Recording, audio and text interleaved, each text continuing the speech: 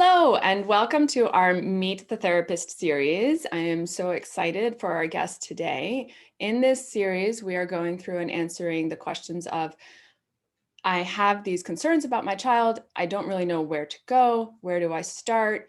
What is this development appropriate? And who can I reach out? So throughout this series, that's what we're doing, meeting different special therapists in different areas of specialty, finding out what are some of the red flags that would drive us to go and to call up this type of person and have a conversation with them about our children. There's always two parts to this series. The first part is meeting the particular therapist and finding the red flags and what's going on. And the second part is going to be a little bit about logistics and understanding more about the profession and what it takes to start to interact with them. So today we have Janessa Rick that we'd like to welcome. And Janessa, would you start off please by sharing a little bit about who you are and what you do and how you came to do that, please? Okay, great. I am a licensed physical therapist. I have been a physical therapist for over 30 years. And I actually, before that, was a manual therapist, a massage therapist. So that's like 40 years. But what happened as a physical therapist, I was particularly interested in pediatrics. And as I started to work in the 90s, started to see more and more children with what we now call sensory processing problems. And so I expanded my knowledge base, took a lot of continuing education to learn how to treat children who were not just the children with the broken leg or the Down syndrome, but also all these children who had developmental concerns, including autism, ADHD, and learning disabilities. And so as a physical therapist, I expanded into those areas. Excellent. Now, when you say sensory processing, can you clarify a little bit what you mean by sensory processing? Because I've encountered different understanding of that term, I suppose. Yeah, it can be kind of complex the more you know about it, but a simplified version is that we all are taking in information from the environment through our five senses that we're familiar with, and we also are taking information in from our body senses. We have body senses that help us balance and our posture, keep our posture well. And so what happens is those senses go through a process through our brain, and there's a result of that process. And the result of the process is having good skills, good developmental skills in our motor area, in our language area, in our academic area, and in our psychosocial area. So when we have problems in those areas and we go to a doctor and they say, well, we don't have the problem because we have this condition or that condition, like a cerebral palsy or a Down syndrome, which we called a hardwire condition, then we look for what's called soft wiring. And that's the processing that happens between the information coming into the system and then having a result. So for some reason, there's something quirky going on in the result. The child's having trouble in their coordination, trouble in their language skills. And when we're looking for the reason, we're looking as, is it a hardwire problem or is it a soft wire problem? And so sensory processing is considered a soft wire problem. There is a problem in the processing, and it's there's specific training and knowledge to understand and treat that. Okay. So we're looking again at what you're looking at is the symptoms, and then we're going back and trying to figure out what is the problem that's causing those symptoms. Okay. So then your work today, what you do is largely physical therapy based. I would say it's sensory motor based. I think physical therapy becomes a little bit of a misnomer because a lot of people think of me as an occupational therapist. And I think the difference of OT is the OT's training is a little bit more integrated, and traditionally PT is much more just gross motor. And I don't do just gross motor. I am considered a sensory PT. So it is a little bit broader. Okay. Or much broader. So as a sensory PT, then let's start with who might be calling you, like the parents that would be calling you to interact with you. What are they generally calling with? Usually I'm getting referred because observing. the child at a certain stage, the parent is realizing there's something a little different and what they see with other children. right? Mhm. So it's either coming from them seeing it or from a family member or a friend noticing and saying, this child's having a little difficulty as a 3-year-old, maybe with language, maybe they're having a little difficulty with calming down, maybe they're not understanding or listening as well as a parent thinks they should be. Maybe they're a little older and they're going to school and they're smart. The parent feels that my child is smart, but they can't stay seated in their seat. And especially now, everybody has to sit for like long periods of time if they go to in school. So it's, an issue of focus and attention. So depending on the age, the parent is feeling my child at this age is not what I'm expecting my child to be doing. Okay. All right. And so then from there, what happens? Well, I actually offer a free consultation to parents, but ultimately a parent's going to go to a pediatrician, and the pediatrician hopefully is going to refer them for an assessment or an evaluation. And to me, that's where it starts. I would say to parents, please don't be afraid of the evaluation or assessment, because you're going to hear all the good things about your child. It's Mhm. not going to just be, oh, your child can't do this or your child's having trouble. The most important thing I do is tell the parent about the child's strengths. So we look at those strengths and then we look at those weaknesses and we try to say, look, everybody has strengths and weaknesses, but your child has to have more strengths. We all do, to compensate for our weaknesses. So let's identify what they are and see what we can do to help them. Okay. Can you share with us a story, for example, perhaps of like a child who came into your practice looking like this, and then what change developed? Right. Okay. So I have a great one of a little girl who maybe 5.5. So now we're like a smart little girl. She is in kindergarten, and she is breaking down at the end of the day. The teacher's saying sometimes she's frustrated, but she's obviously intelligent, but she's having breakdowns, sometimes in school and sometimes after school. Sometimes the parent is hearing their child is an angel. So this child, she's having some trouble, but definitely by the time 3 o'clock rolls around, she's had it. She's got nothing left. And so the evening is a disaster. It's just a disaster. She's crying, she's carrying on, she can't hear the word no, which a parent has to say. She's fighting with her little brother. She's miserable, and so is everybody else in the house. So through somebody, she's referred to me, and we start with certain protocols. Right? I meet the child, I assess her, I evaluate her, I have a sense, and we start with protocols. And so what I basically do is give a home program to parents to do several times a week. And the story is that over time, we keep adapting those protocols. And I just saw this little girl the other day, and she's using language that's appropriate. She's learning how to self-regulate. She's learning about her own system.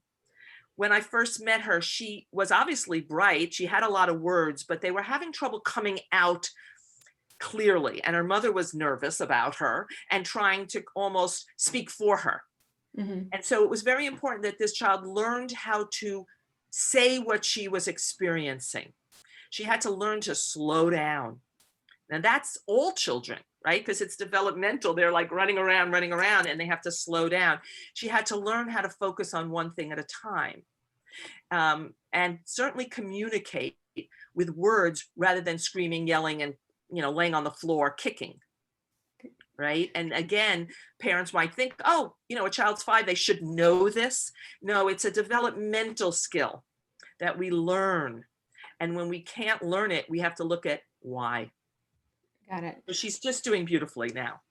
Excellent. What's surprising to me, or I don't know if I would have thought I was hearing language, right? In the beginning, you were talking about the language was not coming out. And so at first I was thinking, well, why wouldn't that be a speech and language person? But they came to you and clearly you were able to help them. So can you help clarify what is, or just speak into that a little bit, please? Well, I think it's an important point you're bringing up, because all of these skills are together.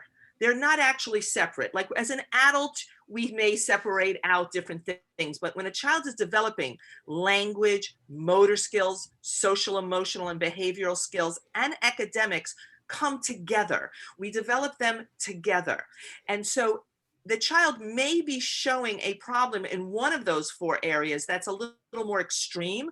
Like the child may be showing coordination problems, and then people, of course, think physical therapy. But just because they're showing another problem doesn't mean that the roots of the problem, the foundation, isn't the same in all of those areas. So in this case, it was more the behavior. And yes, people could go to a psychologist or that, a type of therapist, but people are now hearing the word sensory. My child has a sensory problem. They don't always understand what that means. And so because I'm a sensory specialist, they were referred to me. Got it. Now, the other thing that struck me about what you were describing is that I feel like what you were saying about the child breaking down, melting down, people might just pass that off as well. That's just what kids do. They've had a long day and not even think twice about it. So can you provide some guidance? How do I know the difference perhaps between what is normal and what is not? Well, that's why, to be honest, you need to see a specialist, because there is a difference between a 3-year-old and a 4-year-old and a 5-year-old and a 6-year-old. And there are norms. And so again, when we're looking at the strengths and weaknesses, we're looking at the norms. We're not expecting a perfect person, a perfect child. We are expecting that they're developing, and some aspects of them may be developing faster than others. And so in this culture, we tend to put a lot on intelligence. So we say the kid is smart, but there's intelligent smart and there's emotional smart. There's movement smart. These are different levels of development. And so it's very hard to know as a layperson exactly where a child is. Is my 3-year-old having too many tantrums, or is that typical? Right? Because we talk about the terrible twos, but now my kid's 3.5, so it gets to be very specific. So we can't just look at one aspect of their skills. We really do have to evaluate how they're doing across the board to see where they're having trouble. Because all of these things are connected. We cannot separate them out in development. And development is really, till 21, although I would say the first 5 years are a area. Obviously, the next we go 6 to 12, then we go into teenage, and then we go into adulthood. So these different areas have different norms. And so we have to look at those norms. Got it. So in general, the scope of kids that would come to see you would be having difficulty with behavior mostly, or having anything, and it's developmental. And I think that's a scary word, but it's a good word, because we all develop, right? The baby that comes out at newborn is not the 5-year-old. I mean, it's amazing in a way what goes on in 5 years, right? For you and me, 5 years isn't as big. Right. For them, it's huge. There's so much what's happening. And what's really happening is the brain is organizing, right? Okay. That's what it is. The story is that the brain starts out more like a forest, and then paths are created. And that's how we develop. We develop these paths. And the more we practice a path, the easier it is to walk on that path. So what we practice as children is what we will create. And so these developmental years, especially the first 5, are tremendous, because at that point, we're going from this forest to very specific pathways that allows us to then sit in a classroom at 5, 6 years old and learn and make friends and play games and physical games. So there's so much we have to accomplish in 5 years. So any concern is worth asking, because if I feel that that I'm not the person who is the best person for the parent to start out with through my questions and evaluation and consultation, then I also know other professionals I can recommend. Okay. I can discuss who they may be.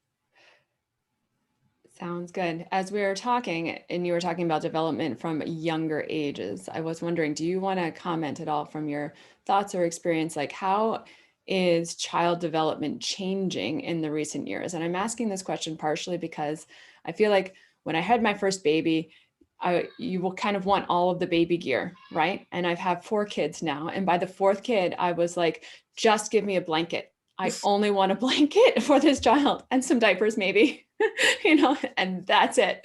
So do you want to like just add any comments to that Well, idea?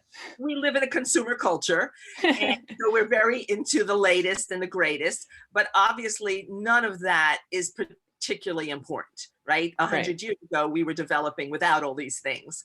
So I think the most important thing to realize is um, the most important thing, if we want to really say what is the number one thing, it's co-regulation.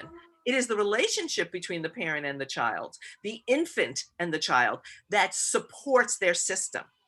So that's a tough one because we have a lot of competing needs in our culture, right? Mhm. So we do have children in home care, and then we have children with a other people in the home taking care of children. We have children in daycare. So, but still, that none of that changes that co-regulation is the beginning of development. That is something we've learned. And the other point I wanted to make is we've learned a lot. We're learning a lot about the brain, and we're learning a lot about the system, the nervous system, and how it develops well. So we're looking at not just as a blanket developmental or psychological, but as a neurological human development. There's a lot of advances in understanding human development and what's important. And we need to then turn that into kind of a day-to-day practice of what's healthy, good food, good relationships. So you don't need all that fancy stuff. You just, your baby needed mommy and or daddy or somebody that was really there for them. That's probably the number one thing that they needed. Yeah, yeah. And I began to be concerned about the movement and restricting any movement and how that would affect development, excuse me, later on down the line too. So Yeah.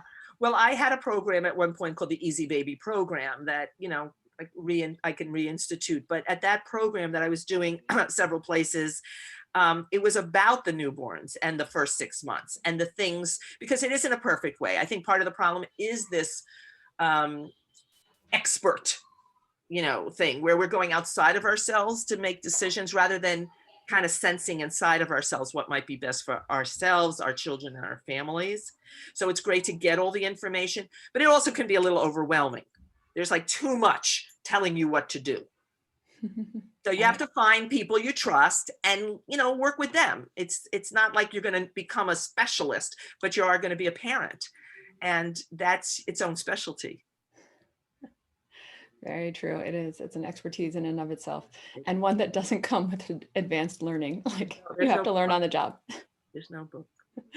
Um, for you personally, what drives you, or what do you find most rewarding about the work that you do? Oh, the children are amazing. I just happen to connect with the children. I just like being around children learning, changing, growing. Um, I love the concept of no perfection, right? None of us are perfect. We're not supposed to be perfect. That's not the goal. Um, I love that people have curiosity. I have a lot of curiosity. And so I love working with the families and, what is it you want? What does the child want? Sometimes there's a great match. Sometimes there's a mismatch, like you have 4 children, they're all different. Mhm. So I love when we can find those matches, between the parent and the child, between me and the child. Just helping children be successful I just love it. It's a great, great end of the day when I feel that's happened. Wonderful. And thank you for the work that you do and describing us a little bit about pediatric sensory integration. And can you share where we could find you online, perhaps? Yes, I work under my company called Body for Brain. I am located in Westchester, New York. But of course, nowadays with online, like I said, I do offer free consultations to parents if I'm going to evaluate and assess the child. Obviously, that's a cost. I just started taking insurance, which is a very exciting change because, of course, it makes it less exclusive, which is also very important to me. And, I've worked in schools, so I've seen children that way, but I can be reached through www.bodyforbrain.com or my email at jrick, I'm Janessa Rick, at bodyforbrain.com. Excellent. Thank you. And we will have you back to talk a little bit more about logistics in just a moment or Right. for our next episode. Excellent. Thank you, Janessa. Bye. Thank you.